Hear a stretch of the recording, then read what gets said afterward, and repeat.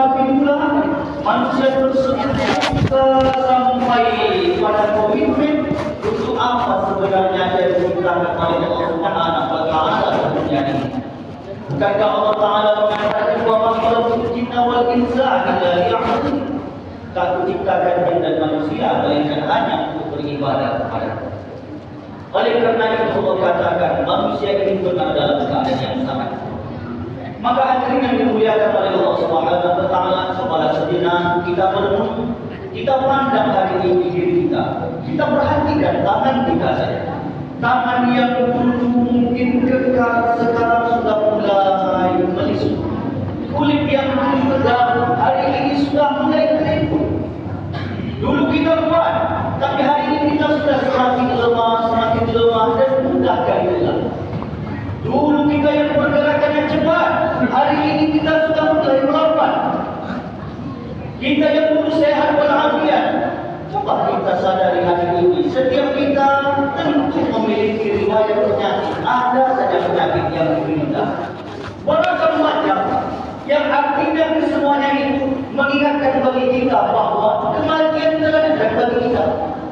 Tetapi ironisnya adalah dengan kondisi yang seperti ini, tak sedikit manusia yang masih memiliki taman angan-angan yang luar biasa, cita-cita yang melampaui realita. Tidak sedikit dengan kondisi seperti itu pula dia menyangka dia bakal sanggup lagi mengakhiri dunia, memiliki segala-galanya. Dan yang paling celakanya adalah dengan kondisi yang seperti ini masih banyak lagi yang menyerang musuhnya, masih banyak lagi yang menusuk-nusuk musuh di sana, musuh di situ. Maka hadirin yang dimuliakan oleh Allah Subhanahu wa Ta'ala, muhasabah kita pada zaman Nabi kali ini. Mungkin nanti orang yang kita musuhi itu pula yang akan sibuk ketika kita mati. Bisa jadi orang yang kita benci, dialah yang akan membagikan jenazah kita. Orang yang kita sakiti, dialah yang menolongkan kita. Orang yang tidak kita suka, mungkin dialah yang akan mengurus jenazah kita.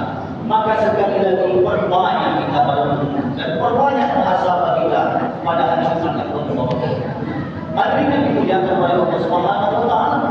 Maka benarlah kata Allah, wal 'asr, demi masa, innal insana lafi khusr. Sesungguhnya manusia itu benar-benar dalam keadaan yang sangat rugi. Tapi Allah Ta'ala juga mengatakan, illal ladzina amanu wa 'amilus shalihat, kecuali orang yang beriman dan dibarengi dengan amal soleh. Wa tawassaw bil haqqi wa tawassaw bis sabr. Mereka itulah yang saling mengingatkan perkara yang hak dan perkara kesabaran. Maka hadirin yang dimuliakan oleh Allah Subhanahu wa Ta'ala, dalam menjalani kehidupan ini kita memang sangat membutuhkan adanya nasihat yang mampir kepada diri kita. Tak terlepas Nabi Sallallahu Alaihi Wasallam yang begitu hebat imannya, begitu mulia akhlaknya, tetap mendapatkan nasihat dari sahabatnya. Nabi menceritakan adani Jibril alaihi salam, faqala, Jibril alaihi salam datang kepada beliau dan berkata, ya Muhammad, wahai Muhammad, isma syita fa innaka mayyit. Hiduplah sesukamu, tapi ingat engkau akan jadi mayat, engkau akan mati. Apa makna nasihat ini? Maknanya adalah banyak-banyaklah mengingat mati. Orang yang banyak mengingat mati, maka pandangannya akan terarah. Orang yang banyak mengingat mati, langkahnya akan terarah. Orang yang banyak mengingat mati, lisannya akan terpelihara. Dan orang yang banyak mengingat mati, hatinya akan terpelihara. Maka jika hari ini pandangan kita, arah langkah kaki kita, lisan dan juga hati kita ini belum terarah dan belum terpelihara, itu disebabkan terlalu sedikit kita mengingat hati. Oleh kerana itu banyaklah mengingat hati. Akhiru dzikru hadhil lazat. Banyaklah kamu mengingat pemutus nikmat, ya'il maut, yaitu mati. Lalu pesan kedua mereka Jibril, wa ahbib man syi'ta fa innaka majziyun fa innaka magharimun. Cintailah yang kau cintai semampu, tapi ingat engkau akan berpisah dengannya. Apa hikmahnya? Sebesar apa apapun cinta kita hari ini kepada yang kita cintai, dan sebesar apapun yang kita cintai mencintai kita, pasti kita akan berpisah. Entahkah itu orang tua kita, istri kita, anak-anak, bahkan harta kita, tetap akan berpisah dengan kita. Dan pada akhirnya yang akan senantiasa bersama kita adalah Allah Subhanahu wa Ta'ala. Maka oleh sebab itu, berikanlah cinta yang mutlak hanya kepada Allah Subhanahu wa Ta'ala. Jangan sampai cinta kita kepada yang lainnya mengurangi cinta kita kepada Allah Ta'ala. Lalu nasihat yang ketiga mereka Jibril adalah wa'mal ma syi'ta wa innaka majziyun. Buatlah sesukamu, tapi engkau akan dimintai pertanggungjawaban atas perbuatanmu tersebut. Wa may ya'mal mithqala dzarratin khairan yarah wa may ya'mal mithqala dzarratin syarran yarah. Yang baik dan yang buruk itu walaupun hanya sebesar biji sawi, tetap akan kita pertanggungjawabkan kepada Allah Subhanahu wa Ta'ala. Oleh karenanya, dalam menjalani kehidupan ini, jangan sampai kita halalkan yang haram, kita ambil semuanya, sehingga kita akan mempertanggungjawabkan kepada Allah Subhanahu wa Ta'ala. Tahan-tahan saudara di dunia ini. Kenapa? Dunia sijinul mukmin. Dunia itu penjara bagi orang mukmin. Karena orang yang beriman dalam tauhid dijelaskan, karena Allah Ta'ala bihi ibadah. Iman itu adalah sesuatu yang dibebankan oleh Allah Ta'ala kepada hambanya. Maka hidup ini terasa berat. Apapun kenikmatan di dunia ini tak akan memuaskan kita. Sama ibaratnya seperti air laut yang asin. Semakin diminum semakin haus, semakin diminum semakin haus. Begitulah kehidupan dunia ini. Summa qala, lalu mereka Jibril berkata kepada Nabi sallallahu alaihi wasallam, Muhammad, syaraful mu'mini qiyamuhu bil-lail. Kemuliaan seorang mukmin itu terletak ketika dia mengerjakan salat malam, salat tahajud. Maka salat tahajud merupakan lambang di mana seorang hamba sangat dekat dengan Allah Ta'ala. Jika mampu kerjakanlah, jika tidak maka carilah ibadah apa saja yang dapat mendekatkan diri kita kepada Allah Ta'ala. Karena ketika kita dimuliakan berdasarkan harta, jabatan, pangkat, maka ketika semuanya itu berakhir pula kemuliaan. Tapi coba kita perhatikan, ada orang yang sudah meninggal lebih dari 1000 abad yang lalu, lebih dari 1000 tahun yang lalu, tapi kemuliaan masih tersekat pada diri mereka walaupun mereka tak lagi ada di dunia. Kenapa bisa demikian? Karena memang kemuliaan itu datang dan anugerah dari Allah Subhanahu wa Ta'ala. Walaupun orangnya sudah mati, kemuliaan itu akan tetap senantiasa melekat pada dirinya. Dan yang terakhir adalah wa'izzu firnahu 'anil nas. Perkasanya seorang itu ketika dia tidak menggantungkan segala sesuatunya kepada manusia. Apa maknanya? Gantungkanlah segala kebutuhan hidup dan mati kita hanya kepada Allah. Karena ketika kita terlalu bergantung kepada manusia, jangankan orang lain, kalau kita terlalu bergantung dengan keluarga, maka keluarga akan sepi dengan kita. Tidak lagi berpikir dua kali dalam mengeluarkan kata-kata. Entah kata-kata itu menyakiti hati kita, menyinggung kita, orang tak peduli. Kenapa? Karena kita terlalu bergantung kepada mereka. Oleh karenanya bergantunglah kepada Allah. Allah akan memberikan segalanya kepada kita.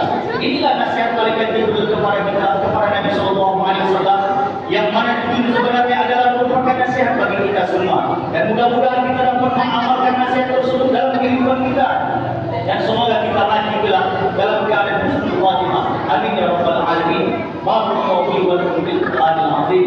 Wa nafa'ani wa yakum lima fihi min al-ayati wa dhikril hakim. Wa taqabbal minni wa minkum tilawatahu. Innahu huwas samiul alim. Allahumma shalli wa sallim wa barik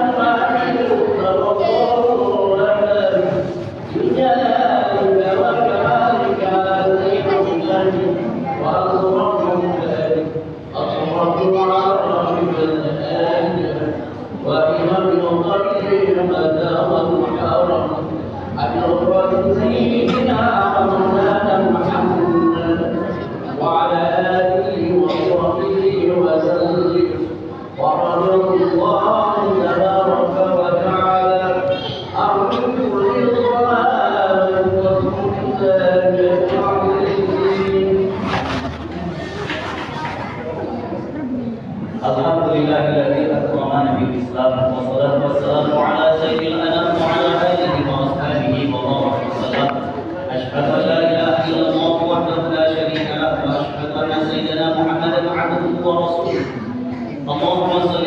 وبارك على سيدنا محمد وعلى آله وصحبه أجمعين. أما بعد فيا عباد الله اتقوا الله واستعينوا بالصبر والصلاة إن الله مع الصابرين. قال الله تعالى في القرآن الكريم وهو أصدق القائلين يا أيها الذين آمنوا اتقوا الله حق تقاته ولا تموتن إلا وأنتم مسلمون.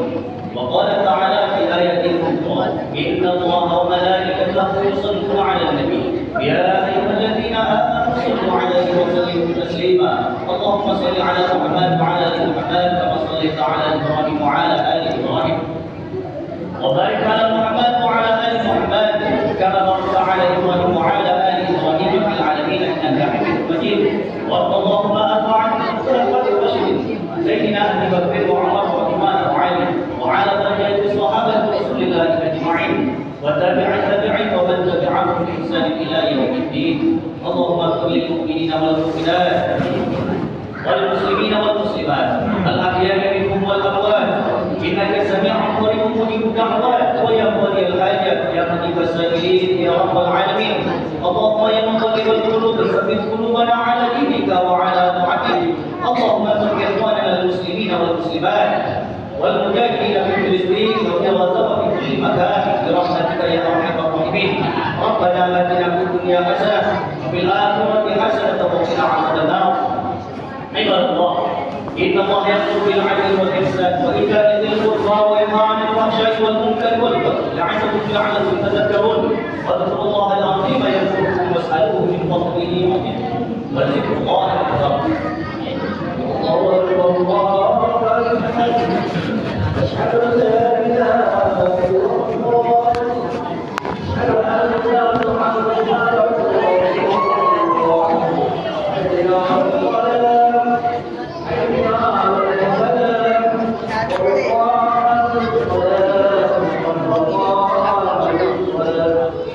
Dapat kanila tayo. Sa dapat